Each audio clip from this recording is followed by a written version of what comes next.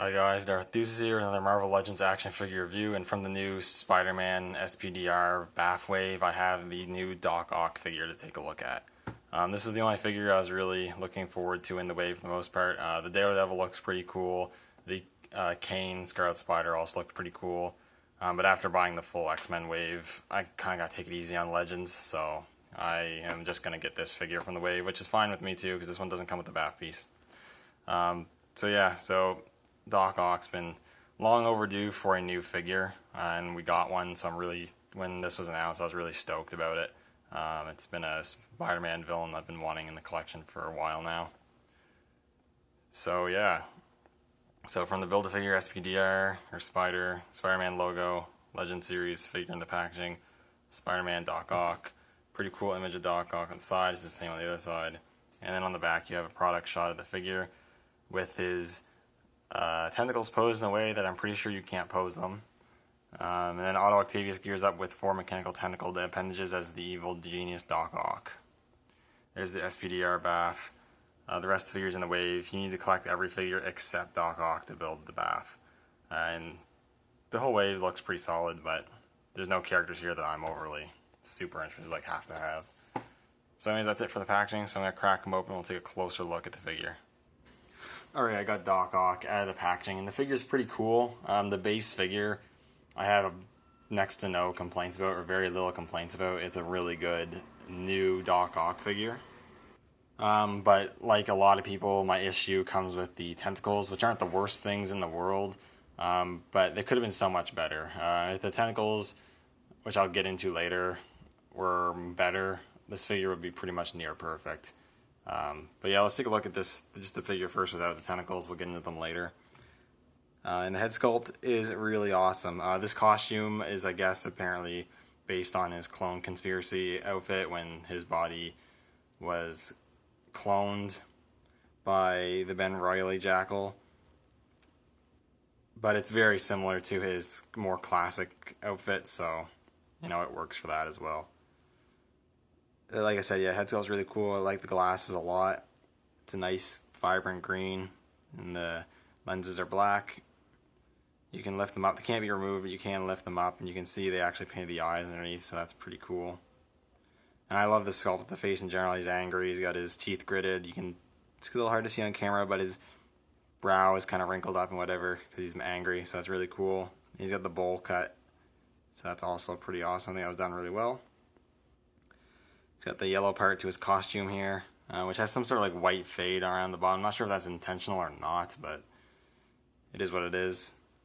The body style in general, as far as I know, this figure is a completely new mold. Especially the torso is a new mold, and they got the stockier, more overweight mold, which I think looks pretty good. I think that was done very well. And you got the green sort of bodysuit with some wrinkles and whatnot to simulate the fabric of the clothing. On the back here you have the ports for the tentacles, which have some sculpted detail, and then you got the holes. And you've got the sash around his waist there. Looks pretty good. It's hard to see on camera, but the yellowish orange, or the lighter orange they used for the gloves and the other things, looks really good. I like the colors a lot. His right hand is sculpted in a closed fist, so you can have him shaking, "I'll get you next time, Spider-Man." And then you also have a hand that you can use for holding stuff, I guess. And he's got the legs. He actually has pretty muscular legs. I find they're pretty swole. And then you got the boots, which look good. Peg holes at the bottom of the feet. And there's really not much else to talk about with this figure in terms of sculpt and paint. I think the paint's done really well. It's nice and clean. The sculpt's done well. Fits really well. In terms of articulation, not counting the tentacles, he has a ball joint in the head with a hinge of the neck, so you can get him looking up about that much, which is good. You can look down pretty far. No real pivot, but you do have rotation. Ball hinges at the shoulders, move out pretty good. Soles at the bicep. Double hinges at the elbows, which move just a little bit past 90. And then he has swivel with a hinge at each wrist. Not an ab crunch, but he does have a diaphragm joint, which can go back a lot, though you do get some of that gappage from the joint there. Goes forward a decent amount. Gets a pretty decent amount of pivot and rotates, so there's a lot of articulation there. Ball hinges at the hips, which have a really good spread, kick out pretty far. Soles at the thighs, double hinges at the knees, which move just a little bit past 90 because of how thick the thighs are. Sole cut at the boot and hinges at the ankles with rocker joints. And all the joints are really solid. They're nice and tight, but they're not overly tight.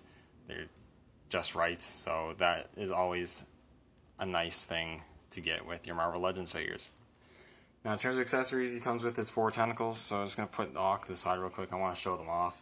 And so these are the tentacles. You get these 2 long ones, or larger ones, I guess, and then you get these 2 more curled up, smaller ones, I suppose. Sculpt-wise, I really like them. I really like the design. They're more modern tentacles. I like the look. The metal is really cool. It's like a metallic-y silver with maybe a hint of blue in there, which is really cool. You get like the sensor in the middle there of the claw. It's just painted blue, which I think looks really nice. The claw itself looks really good. Each claw is on a ball joint, so it can move up and down just a little bit and rotate. And then there's a peg for them to go into the back. These ones, I don't mind the sculpted pose they're in. The biggest issue with these tentacles, you're not already aware, is there's no bendy wire. They're made of a pliable plastic, like you can bend them, but they're not going to keep their shape. I guess unless you want to do hot water trick and try to get them positioned in a different way. So that's really annoying. I find that these ones, you plug them in, they curl way too far inwards and they look kind of strange. But they're not the worst. They still can work. You have that. And you have these ones, which are a lot longer. I like the length of them, but I have no idea why they sculpt them in this shape. They sculpt them so when you plug them in the back, they're going off to the side, almost going behind him, like aiming behind him. Like I don't know. I mean, it just, I guess it kind of works if you want to try to get like on a flight stand and get a standing on his arms pose. He can't stand on his own. But I have no idea, honestly, why they sculpt them like this. I really don't like this pose that they're in. It's annoying.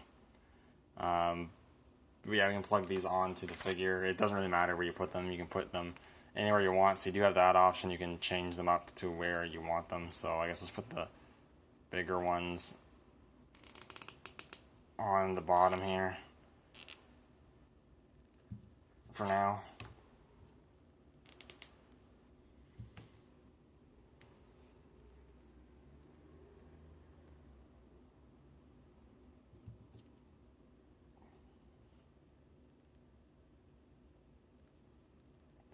And there you have the tentacles on them. And like I said, it looks cool with the tentacles on. It looks really cool, but I mean, like I said, you can see how these ones just go off the side. Like, I don't really get how you can make these look like do what you can really do with those, I guess. Because you kind of have to have them like pose looking behind them to kind of. I just don't understand. I'm definitely gonna have to play around with this figure more, pose them around more to try to figure out how I want to do. How I want to pose them. Again, like I said, these ones aren't as bad, but I would have liked them to go out like that. And at the end of the day, they should have had bendy wires. Like, the plastic's soft enough to allow for it. I mean, I'm not an action figure creator, so I don't know how hard it is to put a bendy wire in there. I'm assuming it's not that hard. I really wish they would have done it, or put the budget in to do it. I would have made this figure so much better and a lot easier to pose. Yeah, it's difficult. I also wish the claws were articulated, though. I don't care about that as much, but that still would have been nice as well. But yeah, I'm definitely going to play around with it more to try to figure that out, but they look cool. The posing is going to be difficult. Anyways, I'll move on to some size comparisons real quick. So here's next to a Spider-Man. This is the true exclusive Spider-Man. And Spider-Man is just a bit taller than him. That makes sense. Doc Ock's not supposed to be a tall character, so Spider-Man should probably be a bit taller than him. So there we go. That works. Here he is next to one of his Sinister Six members. Here he is next to Mysterio. Again, Mysterio is a bit taller than him. Makes sense.